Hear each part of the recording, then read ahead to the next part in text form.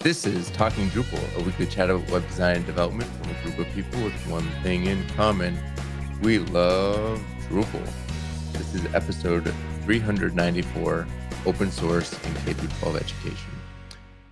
Welcome to Talking Drupal. Today we're talking about open source in K-12 education with Stu Keroff. Stu is a technology integrationist at Aspen Academy in Savage. He is the founder of the first two middle school Linux clubs in Minnesota, the Community School of Excellence Asian Penguins, and the Aspen Academy Penguin Corps. He has spent the last 12 years developing methods to integrate Linux into the classroom. Stu was a 2021 semifinalist for Minnesota Teacher of the Year and was the winner of the 2016 Minnesota Association of Charter Schools Innovation Award, the 2017 MNSU Mankato Alumni Association Distinguished Humanitarian Award, and the 2019 MESPA STEM Innovation Award. He has written several articles on school-based Linux clubs and is the author of the Linux Club Guide at www.linuxclubguide.com. Stu, welcome back to the show, and thank you for joining us. Thank you for having me. I'm Nick, founder at Enlightened Development, and today my co-hosts are, as usual, John Picozzi, Solution Architect at EPAM. How you doing? That is me. I'm interested. Stu was the 2021 semifinalist for Minnesota Teacher of the Year. Did the person that beat you, did they cure cancer or solve world hunger, or they must have done something much greater than brought open source technology into schools? Well, I don't believe it was anything like that, although I remember being impressed with her. So, all right, well, that's good. I feel a little bit better about that then. Also joining us for the third week is Kat Shaw, senior front-end developer at Lullabot. Welcome back to the show. Thank you. Happy to be here. Avi, tell us about the upcoming MidCamp. Hey, this is Avi, aka Froboy on Drupal.org. I'd like to invite you to MidCamp, April 26th through the 28th in Chicago, Illinois. This is our 9th year of doing MidCamp, and we're super excited to have everybody back in person. We have 30 sessions scheduled for Wednesday and Thursday, as well as BOFs, great lunches, and socials, going to a Cubs game and a game night. On Friday, we have our contribution day, where everybody will get a chance to contribute back to the Drupal community. We're looking forward to seeing you at MidCamp, a yearly camp about web design and development by a group of people with one thing in common. We love Drupal. Go to midcamp.org for more information. Thank you, Avi. And now to talk about our Modular Week, let's bring in Martin Anderson-Klutz, a senior solutions engineer at Aqua and maintainer of a number of Drupal modules of his own. Martin, what do you have for us this week? Thanks, Nick. I thought this week we would talk about the H5P module, which provides a tool set for adding HTML5 rich content to your website. So interactive videos, presentations, quizzes, games, and more. Now, it's a module that was originally created in January of 2013, and the current versions are a 2.0 Alpha 3 and a 7.x-1.51, both released late last year. The module is officially minimally maintained, but has had a couple of releases per year pretty consistently in recent years. And the number of open issues is 229 overall, only 39 of which are for the 2.0 branch, and 21 of those are bugs. Now, overall, in terms of usage, the module is in use by almost 6,500 sites, but around 60% of those are D7. Now, in terms of how the module works, it's really a wrapper for the H5P library, which is really a cross-platform library for defining interactive content in a portable file that can be used on any site or web publishing platform that supports that H5P standard. Now, according to Wikipedia, H5P is actually an abbreviation for HTML5 package, because the standard is designed to help create, share, and reuse HTML5 content. Now, if you want to see some examples of that kind of interactive content you can create, there are lots of good examples on the H5P website, as well as their GitHub account, and there are links to both of those in the show notes as well. Now, the Drupal module includes, not just sort of that wrapper for the library itself, but also an H5P editor submodule. So you can use that to create and modify HTML5 packages directly within your website UI.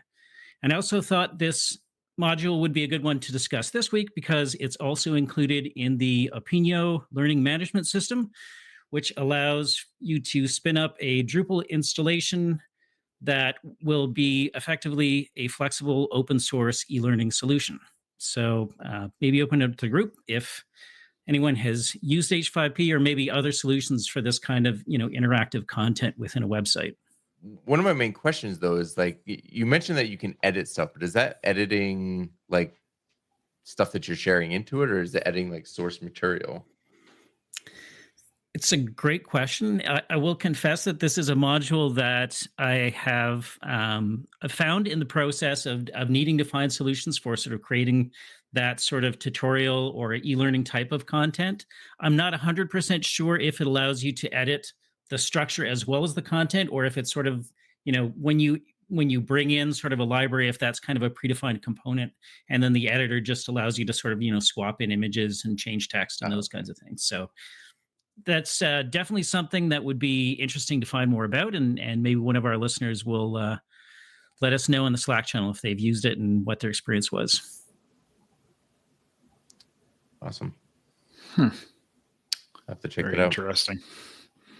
Yeah, it's been a while since I've written an e-learning platform. I think one of my first websites was one based out of the UK for holistic medicine, I think, which was pretty interesting.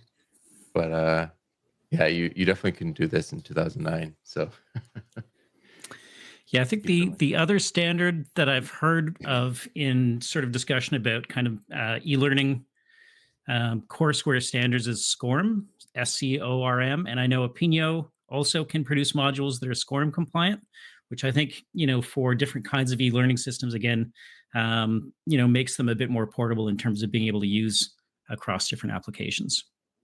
Well, as usual, thank you, Martin, on Point Module of the Week. See you next week. Okay, on to our primary topic. Stu, this is your second time on the podcast. We had you about a year ago, last January, I think. Yeah, can you give us an update on the Penguin Corps and maybe give a little bit of background on what the Penguin Corps is? Okay. Penguin Corps is our school's technology club. And just think of it as it's a Linux users group, but for middle school. And we've been around for 4 years. This year, we've had over 60 kids be members of the club for at least part of the year. And let's see here. Some of the stuff that we've been up to is just trying to make sure that we have computers scattered around the building for teachers to use in their classrooms. If we're talking about elementary teachers, we place small sets of laptops in their rooms that they can rotate their kids on to, like during station time. And that'll be anywhere from 3 to 6 computers, depending on how many that teacher requested. And that's in grades 1 through 5. Now, in the middle school, we have 3 teachers that requested having a whole classroom set. So with those 3 teachers, we provided 25 computers that run Linux and open source software, and those computers just stay in their classroom. So anytime that teacher needs to do something electronic, they don't have to check out a cart. They have the set right there. And that ended up having a really nice benefit because it meant that for the Chromebook carts that we have at our school, since those teachers never have to check them out, they're more available for the other teachers. So it ends up having this really nice ripple effect through the building. Oh, yes. And we are going to be speaking at Open Source North again this May. And that'll be our second in-person performance at that conference. So the last time you were on, you had some of your students with you, and we talked to all of them, and that was awesome. Before we move on to our next question, though, I want to just dive into. I know that in our last episode we talked a lot about how the Penguin Corps really really effective in helping the school go kind of with remote learning and providing laptops to to the school to be able to distribute and get that initiative moving in the right direction. What I'm wondering though now is, it sounds like you guys are back in person, and like it sounds like you guys are doing more in school stuff. So I wonder, is that effort still kind of happening in the background, or have you guys shifted more to like on premises sort of things? Well, fair question. Our school is not officially a one-to-one school, and never really had any intention to be a one-to-one school. So when we had to do distance learning because of COVID, all of a sudden we needed to come up with a device solution, and we needed to come up with it quickly and at a price point that we could afford. And that's why the big push to use open source and use donated computers came in, and ended up being so much bigger than anybody thought it was going to be. When we first started doing it, 2019, I was teaching the kids how to fix and install and refurbish, and we were going to give out some computers to kids whose families expressed a need. And in about 5 months, we gave away 6 computers. I thought, okay, guess this suburb doesn't have that much of a digital divide. That's okay. And then all of a sudden, we're on distance learning, and all the kids are having to learn from home. And all of a sudden, oh, guess we do have a divide. And then we ended up giving away 60 computers. We come back in the fall, and we're told, you guys are going to go hybrid, which means that all of your kids are going to spend at least part of their week at home and part of their week at school, and they'll trade halfway through. And all of your classes have to be live. They're all going to be synchronous classes. When we were originally giving out laptops, when COVID first hit, we were all recording our lessons so kids could share computers at home. Then all of a sudden, now every single kid needs a device. At one point, we had put over 350 computers in kids' homes.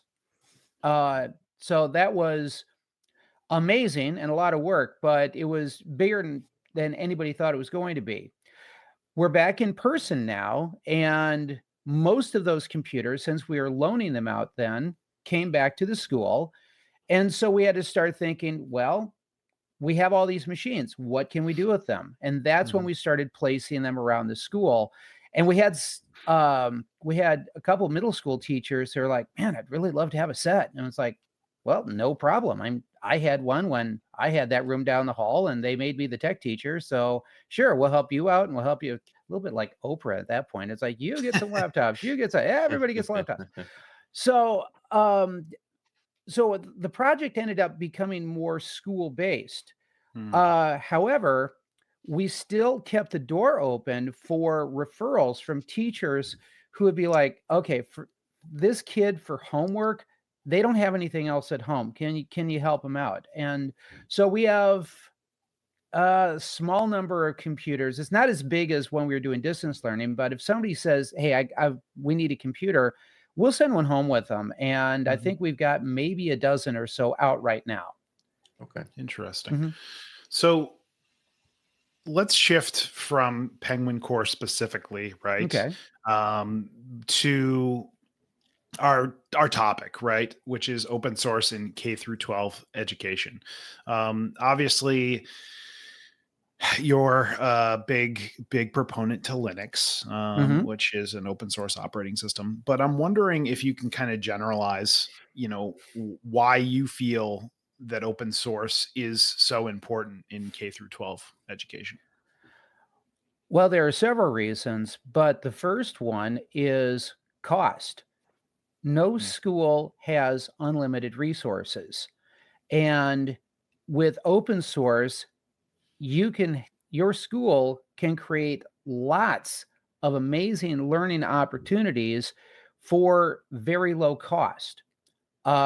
it's really amazing what you can do when you're willing to take a look beyond proprietary software and see, okay, what else can we do? So that's number one. Number two, it helps you avoid vendor lock-in.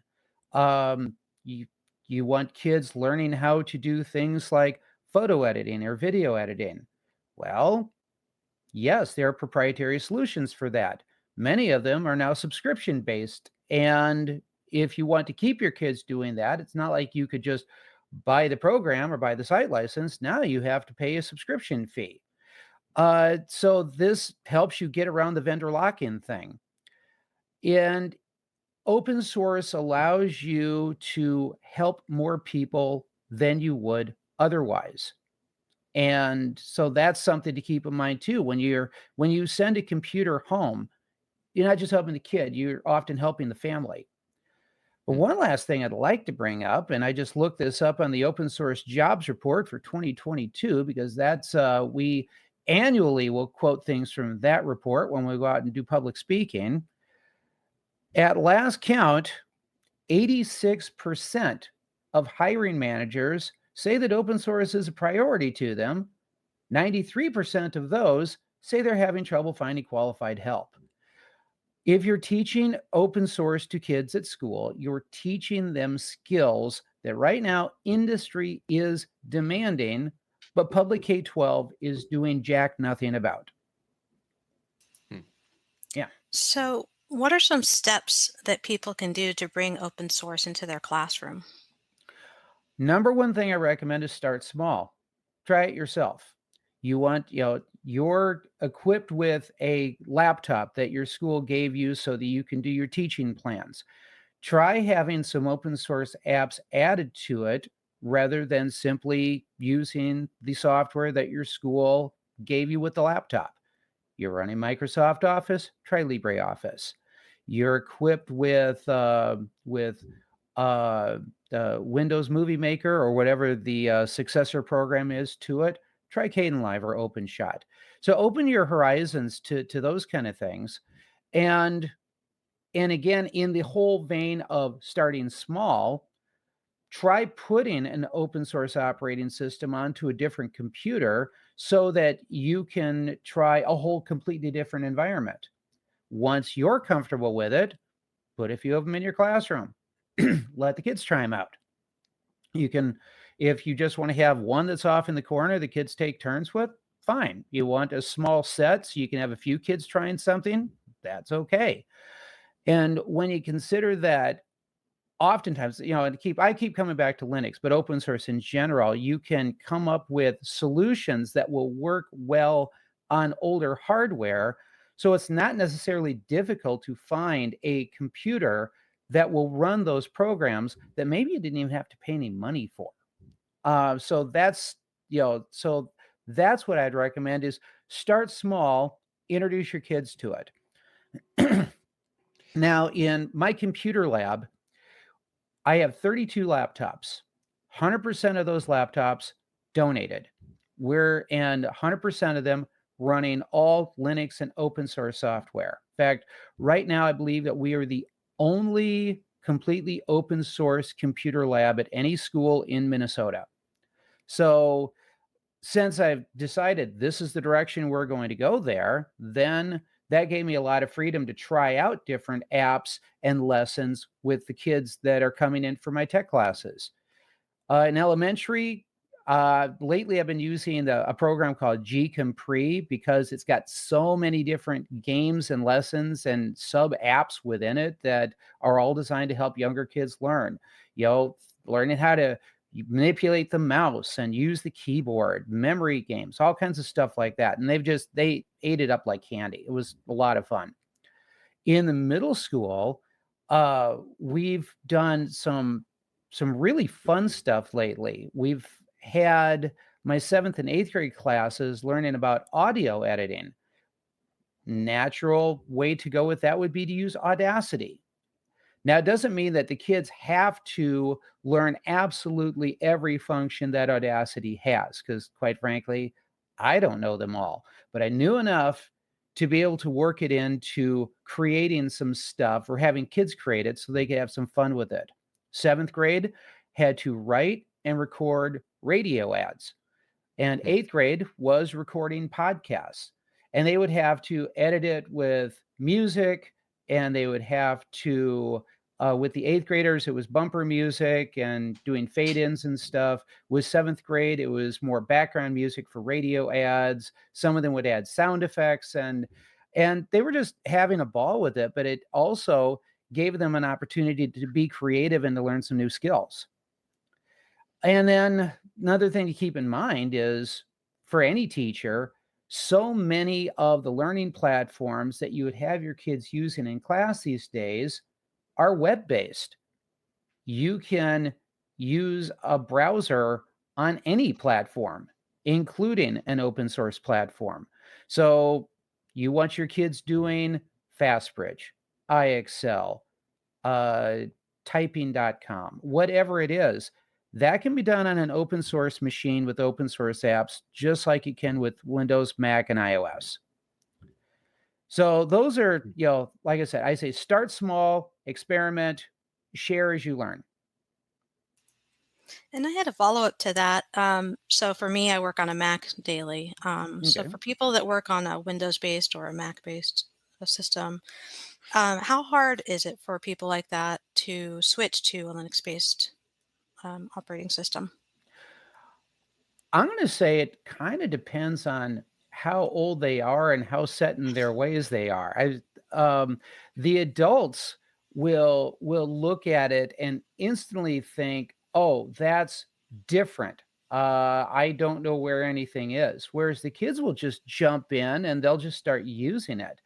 But once the adults try it, they'll be like, "Oh, well, I guess it's not that different. The layout's similar enough that I can find my way around." So there's going to be a small learning curve from anybody going from one platform to another, but that's actually a good thing, because look at what you get to experience in the process.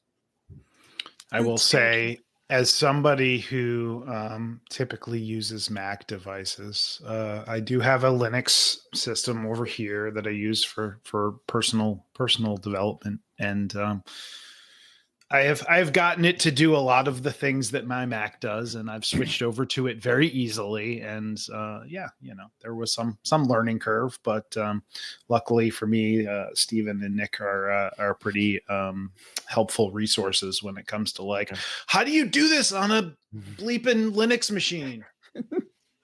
So I'm one of the rare people that started out as a Windows-based developer and switched to a Mac. And Okay. I found it to be like, much better. So it's a much better experience. I went from Windows to Linux myself, and I'm glad I did. But to jump in and answer your question too, Kat, Linux has really made a lot of strides in the last, I'd say, 5 years or so. Like if you tried switching to Linux 10 years ago, the interface was just completely foreign, right? Like it was a lot more keyboard heavy. Things were named interestingly. But if you have Pop! OS or Ubuntu or anything like that, it's, I mean, I gave it to my mom 5 years ago and didn't tell her it was Ubuntu, and she was able to do stuff, no problem. I'm running like Pop! OS right now, and one of the things I use all the time on my Mac laptop are like hand gestures, and that was like the big thing for me. It was like, I need hand gestures. I can't do anything without, like, keyboard shortcuts are just not useful.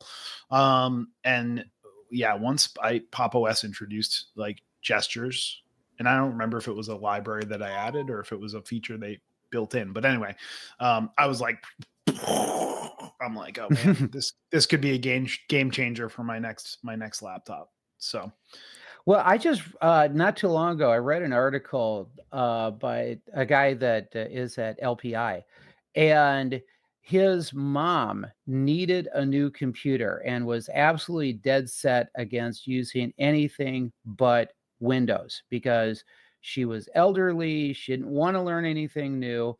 And this guy actually took an old computer, installed Linux Mint on it, and then changed all the visuals so it looked like Windows 10, and she never knew the difference.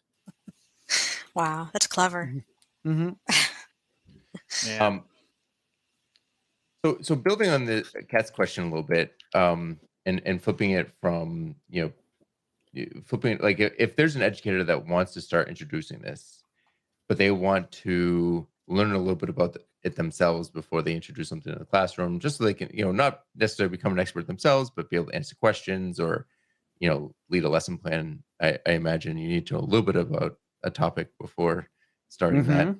What are some resources from an educator's standpoint to help them get started with open source? Well, there are a couple of YouTubers that I liked watching the videos of. One was a woman named Veronica Carey, who has a YouTube show called Veronica Explains, where she'll take some, and please keep in mind, not every single video there is going to be set for what that teacher might need, but a number of them I found really useful. And the Veronica Explains YouTube channel was a pretty good place to start to learn about it. Another one that I would recommend that people look at is a YouTube channel called The Linux Experiment. And it's a guy named Nick that hosts that. And it's funny because I've actually been communicating with Nick by email. I still don't know his last name. I'll have to ask him the next time I send him something. He's over in France and does this really wonderful YouTube channel talking about all sorts of different open source topics. And I've learned a fair amount from him that I found very interesting. So full disclosure here, Veronica, bless her heart, actually came to my school not too long ago and taught an in-person lesson to my students. That was amazing. Because I started following her on YouTube, and it's like, oh, she's got 50,000 followers. I wonder if I can get her to join me online. Wait, she's local, and she drove down to the school. I couldn't even believe she was in Minneapolis. It was amazing. Nick is going to join us by Zoom at some time in the near future. We just have to nail down a date. But so yeah, I have a personal connection with both of those. But another thing that I would recommend is the thing that I wrote for teachers, because I thought that there was kind of a lack of things specifically for them, and that's called the Linux Club Guide. Back in 2016, I spoke at All Things Open in Raleigh, North Carolina. While I was there, a number of people approached me and said, "Wow, this is really cool what you're doing with Linux clubs. Have you like written any instructions for how to do this?" And I was like, "What are you talking about? I had no instructions. We're making this up as we go along." But after a while, I thought, okay, maybe this will help. So I wrote the guide, and it's been through several revisions at this point, and it's about to get a bunch more, because LPI is now starting to promote the Linux Club Guide as a resource for teachers to check out on their own, because they just started a new initiative to try to help people start Linux clubs. And so in case you don't know who they are, that's the Linux Professional Institute. But the link to find out what they're up to, you can check them out at lpi.org/clubs. And they've got some interesting information there. So there's a few places to check out. So one of the reasons, like, we had you come on the show here, and not one of the many reasons, I guess, Stu, was a couple of months ago. Maybe it was more than a couple of months ago now. Maybe it was like all the way at the end of last year. I had noticed that you started a YouTube channel to kind of talk about your adventures in open source and K through 12 education. Can you tell us a little bit about that and how it's going? Oh, absolutely. I started it because I was trying to answer what I thought was a real need. There are lots of really great content creators out there creating videos and podcasts and all sorts of stuff talking about open source of variety of types. but they all seem to be missing one component I was thinking of it. How can this help somebody who's trying to use it at school? None of them seem to be targeting teachers. And, this goes back to when I had started developing the Linux Club guide. Somebody asked me, and are you going to be having this hosted on GitHub so that people can go there and do pull requests? And I looked at her kind of strange. It's like, teachers don't go to GitHub. They just don't. It's like that's not part of their world. So I wanted to try to come up with something that was accessible to them. And so it's off to I think it's off to a good start. The next video is going to be going up hopefully within the next week, where I'm going to be talking about some practical ways that teachers can use open source in their classrooms and some apps to recommend. I'm also going to be walking teachers through the installation process in the video right after that. And then we're going to talk about methods of deployment. So teachers and administrators can take a look and say, okay, that's an interesting idea, but where are we actually going to put these things and how do we get them? So I think it's off to a good start. I'm pretty excited about it. Very cool. And I think you're right. I watched your first and maybe second video. Okay. And I was like, oh, this is such a great idea. Like, it's easy enough to say, and I've done this to my own children's principal, like, oh, we need to bring more open source into the school. Mm-hmm. And he's like, okay, well, who can help with that? And I'm like, oh man, I wish I could tell you, but I can't. But so now I can. Mm-hmm. And I've heard this from school principals too, and from teachers who would look at what I'm doing with Linux clubs. And I'm a big advocate of doing it through a club, because you don't have to change school policy. You don't have to go before the school board and talk about a 5-year plan with budget to try to roll it out to 4,000 students. It's like, no, we'll do this after school. And it's been described as, getting open source in the back door rather than trying to get it through the front door. But I've been told by administrators and by teachers, oh, this thing that you're doing is really amazing. It's like, well, thank you. Are you ready to do it yourself? And they're like, oh, I could never do that. And it's like, well, why not? And the answer, of course, is they don't know how, at least not yet. So I'm trying to provide some resources for somebody who wants to try it and needs to learn how.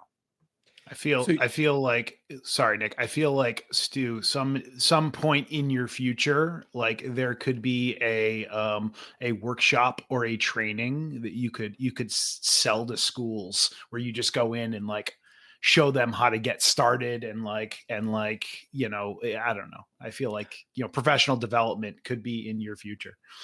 Oh, and I actually hope to roll that out in the near future too. That's not ready yet, but believe me, that's on the horizon. Sorry, I jumped the shark. No, that's okay. No, get people talking about it. Yeah.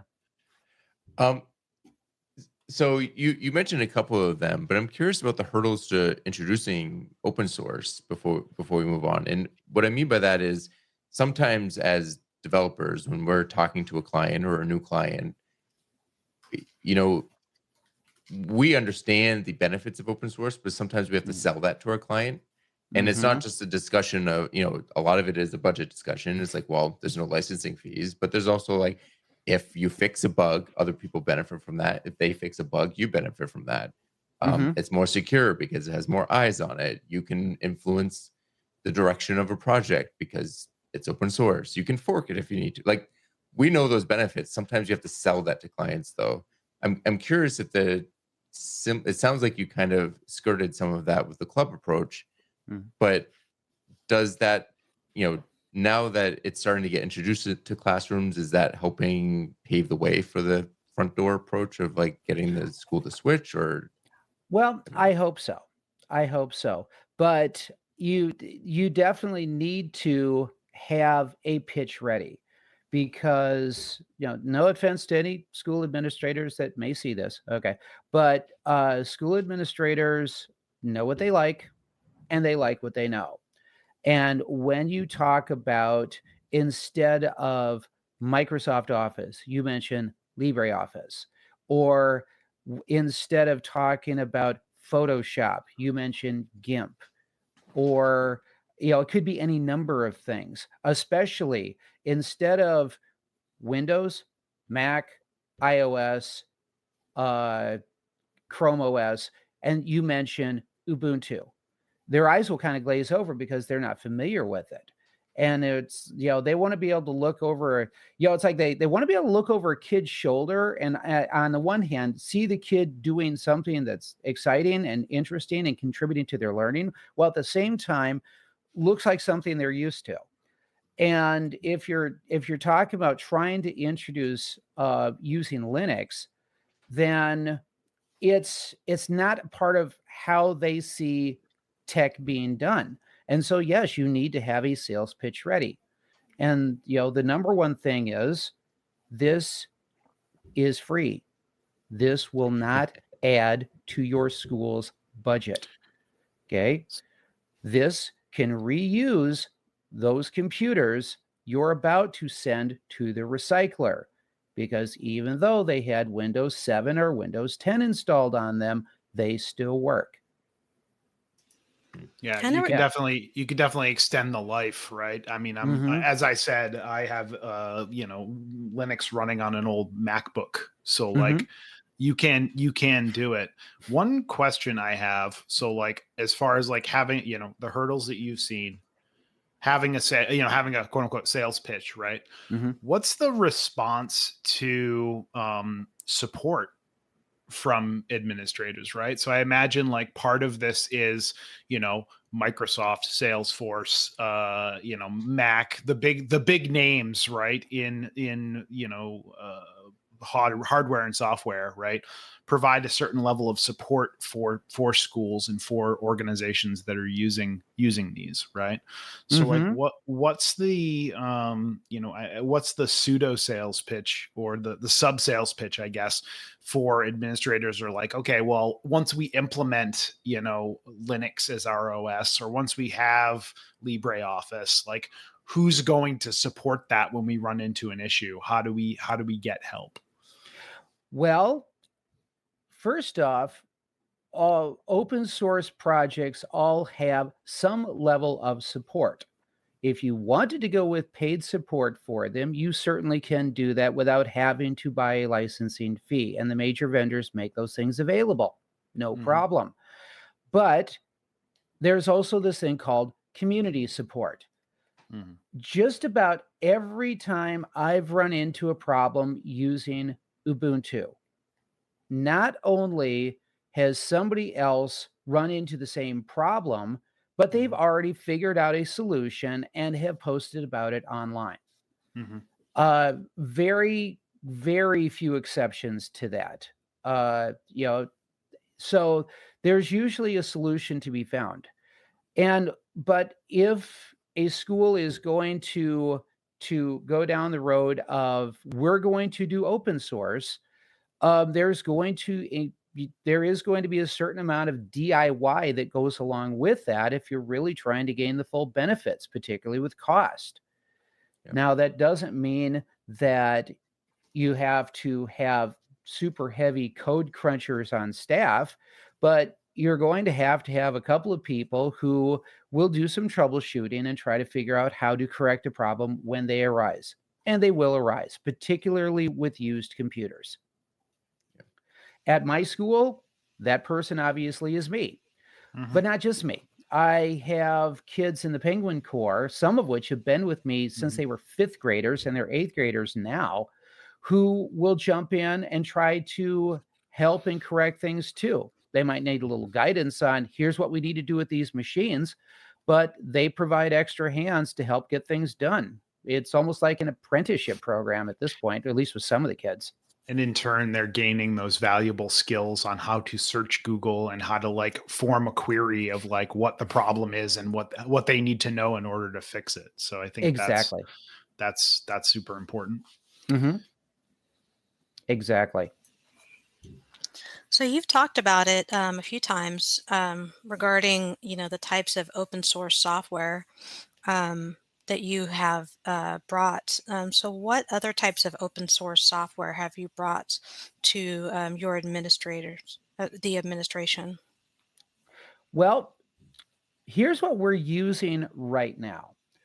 Uh, Building wide, if it's a computer that's running Linux, it's running Ubuntu. And we opted to go with that just because biggest user base, works on the most hardware, largest support base. There are a lot of reasons for doing that. Plus, at least with one set of laptops, not super happy about this, but I'll go ahead and very publicly point this out. With one set of laptops, we had to use not just Ubuntu, but a specific type of Ubuntu because we're going to use those for standardized testing in April.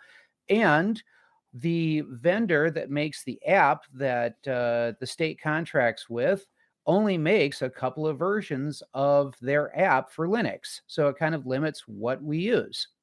And yes, Pearson, please update your app. Thank you. But going beyond that, we've done some wonderful stuff with LibreOffice. I actually use that with my third graders to introduce them to digital art. And then in seventh grade, we used the draw function in LibreOffice for like this ad campaign of posters that we did around the building where kids were designing their own posters to contribute to the school-wide campaign. And I chose using that just because it was simpler and had a smaller learning curve than using something more full-featured like GIMP. But it was like, okay, this is powerful enough to get the job done so kids can focus on the content rather than having to spend all the time learning about the functionality. It was perfect for what we needed. Again, we've used Audacity for a variety of things. We had kids making their own ringtones. They were making radio ads. That was a fun project. I had them making radio ads for open source software apps because most open source organizations don't have large advertising budgets. So I thought, okay, pretend to be the ad exec. You're going to make an ad for them. What's it supposed to sound like? So the kids, I couldn't believe how much they got into that. They were having so much fun. We're using OpenShot right now. Seventh grade is about to start doing a project with that, and eighth grade is already using it for stop motion animation. For elementary, there's Tux Typing, Tux Math, Tux Paint, Gcompré, Kgeography. We've used all of those. I've used Kdenlive a little bit for editing some videos for the Penguin Core YouTube channel. I prefer OpenShot just because I think it's easier to understand, but Kdenlive is a wonderful program, and I've used that one too. That's So what we those are use. those are just some of the things that we've used. So more specifically though, so I was wondering this, I actually dropped this question and I was wondering, like, from an administration standpoint, right? So there are like different software packages and like different like kind of like business administration packages that schools are running. I'm wondering, have you gotten open source to that level where you're replacing some of those things? And if so, like what are people using? Well, not at this time. Okay. Although there have been a few administrators that were, looking over my shoulder and saying, like our communications director is like, "Oh, I need something for video editing, and it looks like if I want this particular program, it's going to cost X number of dollars, and they won't give me any budget money for this since we're already partway through our fiscal year." And it's like, Right. okay, let's put Kdenlive on your laptop. That will take care of what you need. But when it comes to the admin or the back office channels, there's been less discussion about that. I don't even want to say resistance. There's been less discussion about it because I've been focusing on what are we going to have teachers and students using. Right. Now, on that back end, there are plenty of things they could be using. They could, for the bookkeeping, they could use GNU Cache. Why not? Why continue forking money out? Um, as far as our right now, we're not subscribing to like a full LMS like Schoology. We use Google Classroom, which has been enough for our needs, and it's fine. At some point in the future, we could try using Moodle for our student information system. We're currently using now I can't remember what it's called. But OpenSys is one that's built on, we use Infinite Campus. OpenSys is an open source alternative for that. I'm sure we could save money on that, and maybe further on down the road, we might make a pitch to do that. But I figure, I have to pick my battles. So I'll stick to the one that I'm most used to. You can't take the biggest bite of the apple. Yeah, that makes sense. So we've been talking about open source software, mostly because open source hardware is extremely rare and doesn't really exist in an appreciable amount at this time. Not really. But how do you source your hardware? And is there anything particularly you look for? If you're talking about the computers that we're running exclusively open source on, most of those have actually been donated to us. So what we did was we appealed to the community, to parents, friends of the school, local area businesses. We appealed over social media, particularly during COVID when we needed a lot of computers very quickly. And we had a lot of individuals contribute stuff, and every once in a while something new will show up, and that's always awesome. But we had a few different companies decide to kind of take us on as a project, and instead of shipping their old computers off to a recycler when they reach their end of life at their business, sent them to us. We built a relationship with an architectural firm called SEH, and one of their building managers, their facilities managers, he became a fan of the Penguin Corps by following us on Twitter and reached out to me and wanted to make a donation when he found out we were taking in computers. And I said, okay, that's wonderful. That's great. Yeah, we can always use the help. And then he asked me, well, how many computers can you handle? And I turned around and said, no, that's the wrong question. Let's look at it from this way. Is 50 too big of a number? And he said, no. And I said, okay. Is 100 too big of a number? And he thought for a second. He goes, oh, I can do 100. I said, let's start with there, see where we get. To date, I want to say they've donated between 250 and 300 computers to us. Oh, wow. Now, not all of those stayed working. We had some that, would die, or something went wrong with it, or, a kid spilled their Kool-Aid in it or whatever. And, those are things that we eventually did send off to a recycler once we couldn't get any use out of it. But that was one blessing out of many. Caribou Coffee sent us 40 old Chromebooks. I don't know what Caribou Coffee was doing with Chromebooks, but they had a bunch of them that Google wasn't supporting anymore because they decided they were kind of at their end of life, and Google wasn't issuing updates to them. We installed Gallium OS on those so that we could keep them working. Most of those are still in use. They're in the room next door to mine. So those are a few places that we've been able to get computers. Another thing that we've taken advantage of in a big way is our state has what they call the Minnesota Surplus Exchange. Think of it as the state of Minnesota's garage sale for state government.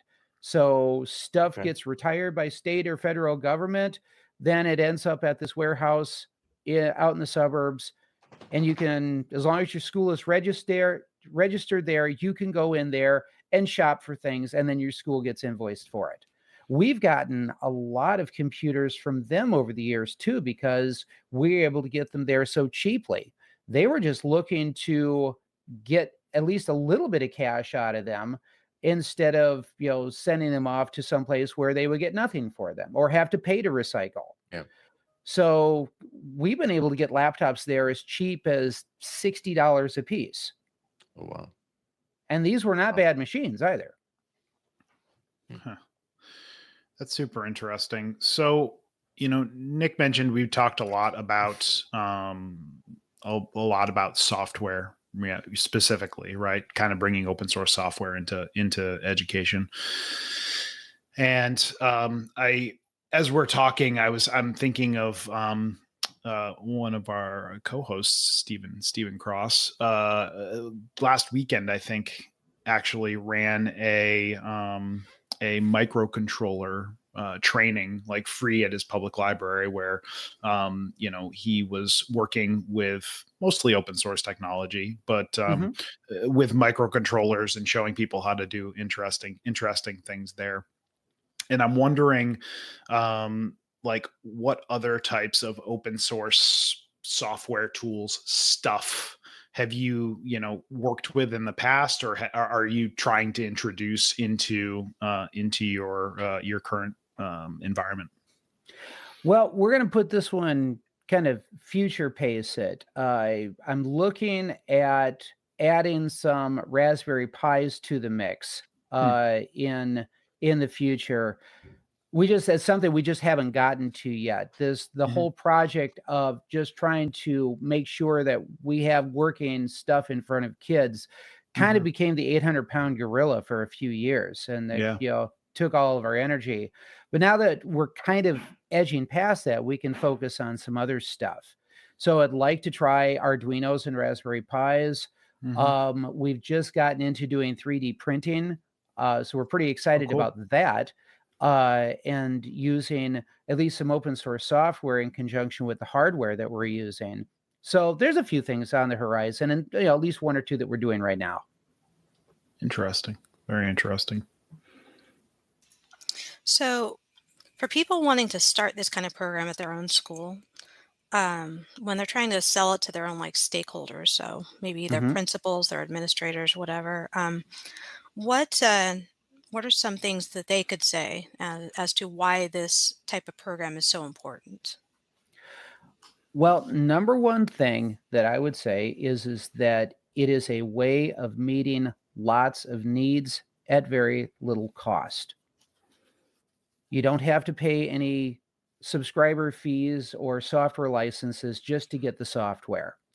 And it can do a variety of things that kids can learn from and adults can benefit from without having to tie up a lot of schools' resources that are designed to go elsewhere.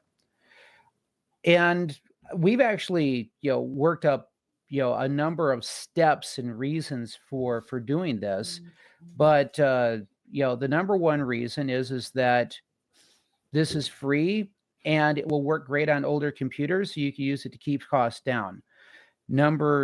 Second reason, number two, would be it creates lots of different learning opportunities for kids, not just to learn on the software, but to learn about the software and the hardware. And then the third reason we give is kids have fun, especially in the context of a Linux club. Kids are they're having a good time and they're learning new skills at the same time. And as we say in the Penguin Corps, 3 out of 3 ain't bad. Yeah, absolutely. So you personally, what are some, if you can think about the program, what are some of your favorite things that you've noticed with the kids and how they've reacted with learning Linux, maybe in the recent past? Oh my goodness, there's been so many. Just watching these kids grow and develop and become, just become more mature and more confident, and all of the things that have gone along with that, and the opportunities that they've gotten. When I worked at my previous school, Community School of Excellence, we were giving away desktop computers there rather than laptops, because at the time it was just easier for us to get them cheaply. But we would actually assemble teams of students and take them on a small mini field trip. We called it a penguin mission, where you take 4 kids out to a house of the family that's going to receive the computer. And the kids would go in, set up the computer, and then they would sit mom down at the computer, because the kids would be at school at that time, and show mom how to use the computer and the software that we included for them, so she could turn around and show the kids when they got home. And with that school, because it was a Hmong school, it was a Hmong language and culture focused school, we had lots of recent immigrants to the school, and their parents often didn't speak English. So the kids would be giving the instructions, but in that parent's native language, either Hmong or Karenni. And seeing how proud it made these kids when they had come back to school, knowing that they helped out this family, but they were able to do it in their language rather than in English. It was a pretty phenomenal thing to see.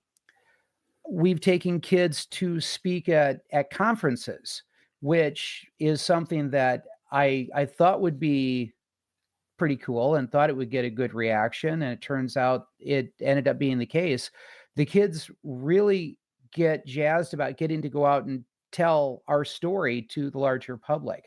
We're doing Open Source North in May, and that'll be the 3rd time we've done that conference. It's the 2nd time we've gotten to go in person.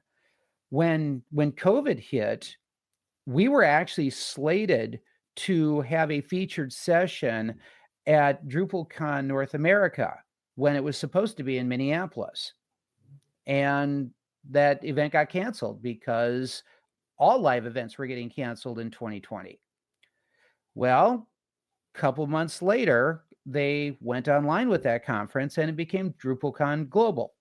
And we still got to be a featured session at it, but we were reaching an audience that could be anywhere rather than just at the convention center in Minneapolis. So my estimates are somewhere around 1,200 people saw our talk. 800 saw it live, and another 400 saw it when it was repeated later in the day. We wouldn't have gotten 1,200 people into the room to see us talk had we done it in person. So we've had many things come up like that. We've even had kids start leading lessons at school. Like we'll have a Penguin Corps meeting. We have 2 boys who are both now 8th graders. One of them helped me start the club in 2019, and then another one just joined us last year. And both of these guys just had a real just a real natural talent and a knack for hardware. And they just loved taking things apart and putting stuff together. So they would take bits of desktop computers from ones that had gotten donated to us and assemble these sort of Frankenputers and do what they can to overclock the processor and add more RAM, and this thing needs a better video card, but I brought one from home, and end up with something really cool. But it's like, hold on a second then. Okay, I want you guys to take the Tuesday and Thursday meeting during this week. You're going to teach the other kids how this works. And now some of those other kids, they want to get involved with the hardware end of it too. Because, who doesn't like turning screwdrivers? Oh, that just builds so much confidence in those kids. That's just such a wonderful thing. So very cool. I'm sorry, go ahead. No, after you. Well, back, what year was that? I must have been 2021 then. Yeah, it was 2021 when I got in touch with the DrupalCon people again, and I just bounced it off them and said, thank you for having us last year. It was a lot of fun. The kids loved it. There's more to our story now. We've had some additional things happen. Would you be interested in us coming back? And I thought they were going to be like, well, go ahead, submit a proposal. We'll let you know. And instead they were like, can we talk to you about this? And I'm like, okay. And so we set up a Zoom call. They started off by saying that we would like to do a featured session again. And I'm thinking, okay, I think, the kids and the admin will be up for that. So sure, we'll do it. And then before everything was all done, they came back to me and they said, we've been talking about this at our end, and we've decided that instead of just being a featured session, would you guys like to do the keynote on a final day? And I'm like, well, first off, the answer is yes, we would like to do that. But secondly, I'll go ahead and make sure the kids know too. And so I got some kids who are 8th graders now. They're gonna go off to high school and college with the words keynote speaker on, application forms for wherever they go or on their resume. This is nuts. This isn't supposed to happen, but it did, Very cool. Man, so imparting all of this great knowledge and wisdom, and like really giving these kids a great footing into their future. I'm gonna change the topic just a little bit, and it seems like you have a lot of great interest from the kids at your school, which is awesome. And I think that might apply to a lot of schools, but I'm wondering, obviously, Penguin Core, open source technology isn't for everybody, right? Yeah. One thing that I feel is pretty, a lot of kids do, and may or may not be for everybody, is video games. Wondering if any of your students are doing anything, with video games and kind of open source video game development or anything like that. Well, I don't have any kids that are doing anything with game development, open source or otherwise, but I do have some kids that are really interested in building gaming PCs. Particularly if they can recycle the parts and keep their costs down, because it's not like they can just keep running to Micro Center to buy more stuff. So we have some kids that have been really getting into that. And at the end of Penguin Core, we have the way that we have our things set up in our after school program right now is after school is broken into these 5-week chunks. So we had 2 5-week chunks in the fall, we had one in the winter, and then we'll have one in the spring. And for the end of the second fall one and the end of the one in the spring, we have an open source gaming night. And so the kids can come into the lab, and their job is to find game, install game, play game. And please try to focus on the ones that are released under an open source license, because we'd really like you to know more about them. And the kids have a ball with that. We have kids that will play these really cool network connection things on Mindtest. We'll always have one girl that wants to set up a server so she can play Super Tux Kart with a bunch of other kids in the room. And the kids have a ball with it. But the good old fashioned LAN party right there. Exactly. Yes. Yeah. Well, everything that's old, everything that's old is new again. I swear.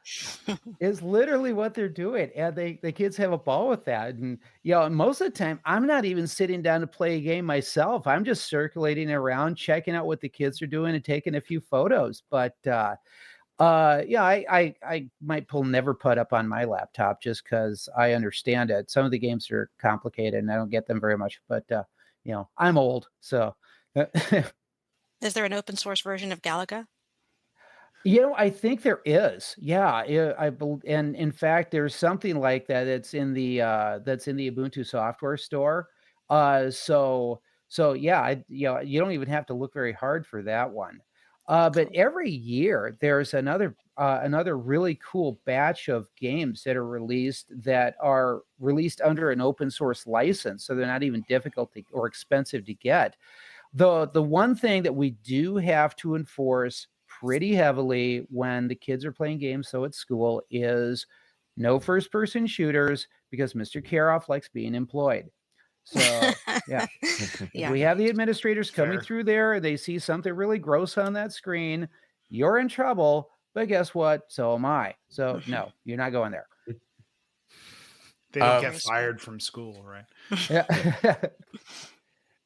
So moving on to back to open source in education. Do you have any statistics on how many classrooms have been implementing this, and are you planning on tracking like how many of these students maybe go into tech as a career? If you're talking about how many classrooms are doing what we're doing at Aspen Academy, the number is pretty small. I've only been able to find a small handful of educators nationwide. I'm sorry, I should say continental wide, because one that I'm a friend of is in Canada. But there are not a ton of schools or a ton of educators that have chosen to go down this road, and it still stymies me. That's part of why I do what I do, is to try to encourage the next person to try it. Just take the baton from my hand, run with it yourself. But as far as students who have gone into technology as a career, I know of a few that who've let me know about that, um, or that have at least tried to make technology a bigger part of their college experience than it would have been otherwise. No, those are all kids that are who were students of mine at Community School of Excellence, because those are the ones that are in college now. With Aspen Academy, the kids that I'm working with now, they're the ones that really stuck with it and were my faithful members of the club all these years. They're only 8th graders. So we'll see what their future holds, but I'm intensely curious to see what happens with them. So, have you incorporated your program for homeschooled kids at all? I haven't, Mhm. at least not at this time, although that is a really cool idea. I would like to see, I mean, the idea of a Linux club can happen anywhere where kids get together. It could certainly happen with a homeschool cooperative where the parents are working and sharing resources with each other. It could work at a boys and girls club, a public library, a house of worship, any place where kids are showing up and you're wanting to spend time with them and have them learn is a good opportunity for starting an open source club. And I'd like to see more of that. And that was part of the inspiration for the guide.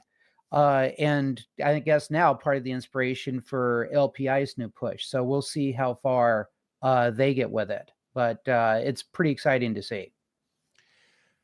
So as we get to the close of the show, if somebody's interested in helping or donating or starting something at their own school or other location that you just mentioned, what's the best way for them to do that? Well, again, try it yourself, then talk to the administrators to see what opportunities exist for starting a program at that school. Maybe they don't want any additional devices in the classrooms during class time outside of their one-to-one device program or whatever it is they've got going on. Okay, fine. Put it in the after school program like you would a Lego League or the Rubik's Cube Club or whatever. And then you can have those devices come out when the kids come to club meetings and they can work on them and learn on them during that time. And then see where it grows from there. So start small, talk to the administrators. If you're not working at a school, look for the volunteer opportunities. Not everybody who works in our after school program is a teacher at our school. Some of them are just interested parents that wanted to earn a little extra money and share a fun interest that they had. Just pass the background check. Obviously, you got to do that, but it's get involved and share what you know, and be willing to share what you know with the adults too. Maybe you start a program and then a teacher says something like, "Oh man, if I only had, just one machine, I could rotate kids through on occasion when we really need an extra machine." Well, fine. long as you're not running into any roadblocks, give them one. Awesome. Well, Stu, it's been a pleasure again. Thank you for joining us. Thank you for having me. It's been a lot of fun. Do you have questions or feedback? Reach out to Talking Drupal on Twitter with the handle Talking Drupal, or by email with show@talkingdrupal.com. You can connect with our hosts and other listeners on Drupal Slack in the Talking Drupal channel. You can promote your Drupal community event on Talking Drupal. Learn more at talkingdrupal.com/TD promo. Get the Talking Drupal newsletter for show news, upcoming Drupal camps, local meetups, and much more. Sign up for the newsletter at talkingdrupal.com/newsletter. And thank you, patrons, for supporting Talking Drupal. Your support is greatly appreciated. You can learn more about becoming a patron at talkingdrupal.com and choose Become a Patron. Okay, Stu, so if somebody wants to get in touch with you, what's the best way for them to do that? Email me at studoeslinux@gmail.com. Follow me on Twitter, and my Twitter handle is @StuDoesLinux. And what's your YouTube channel? Oh, let's see here. Figured you'd ask me that question. Okay. First off, also check out the guide, which is www.linuxclubguide.com. And my YouTube channel is youtube.com/@StuDoesLinux. Awesome. And Kat, if our listeners want to get in touch with you, what's the best way to do that? They can find me on all social media and Drupal.org using Kat Ann Shaw. So that's KATANNSHAW. And John, how about you? I'm John Picozzi. You can find me on all the major social networks at John Picozzi, as well as Drupal.org. And you can find out about EPAM at EPAM.com. And you can find me pretty much everywhere at NixVan, NICXVAN. If you've enjoyed listening, we've enjoyed talking. Have a good one, everyone. See you guys next week.